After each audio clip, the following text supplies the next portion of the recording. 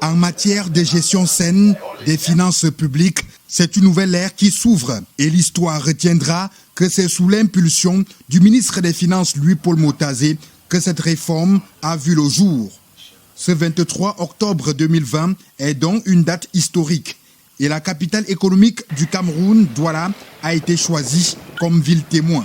Dans l'unique allocution des circonstances, au cours de cet atelier débat sur le rôle et les enjeux du compte unique du Trésor, Louis-Paul Motazé précisera que la centralisation des finances publiques ne date pas d'aujourd'hui. Ce compte unique du Trésor a été institué dans la sous-région CEMAC par les directives du cadre harmonisé de la gestion des finances publiques en zone CEMAC. C'était le 19 décembre 2011. Ce marqueur spécial dans le processus de sa mise en œuvre a été accéléré par la crise économique qui a secoué les pays de la sous-région en 2016 suite à l'effondrement des coûts des matières premières, dont le pétrole. Je voulais rappeler que le compte unique du Trésor est là depuis 2007, précisément depuis septembre 2007.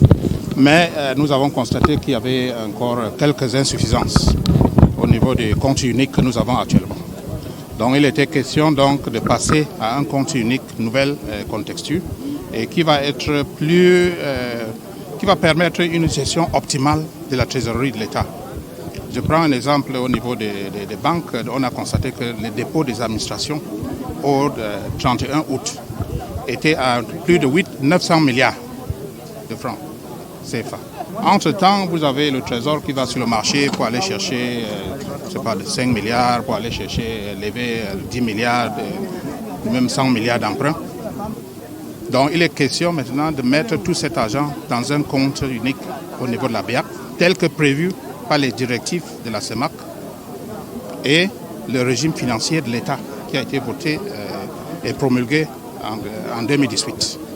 Louis-Paul Motazé a ensuite expliqué aux maires que ce compte unique du Trésor présente des avantages tels que la sincérité des prévisions budgétaires, la discipline dans l'exécution du budget pour prévenir le risque des dépenses extra-budgétaires, la mise en place d'un système d'information robuste permettant la mise en commun de toutes les applications existantes et l'intégrité des données qui y sont traitées.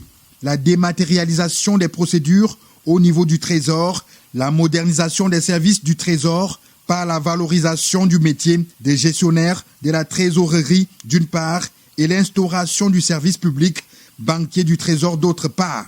Et pour vulgariser les enjeux du compte unique du Trésor, plusieurs rencontres seront organisées dans les villes du Cameroun.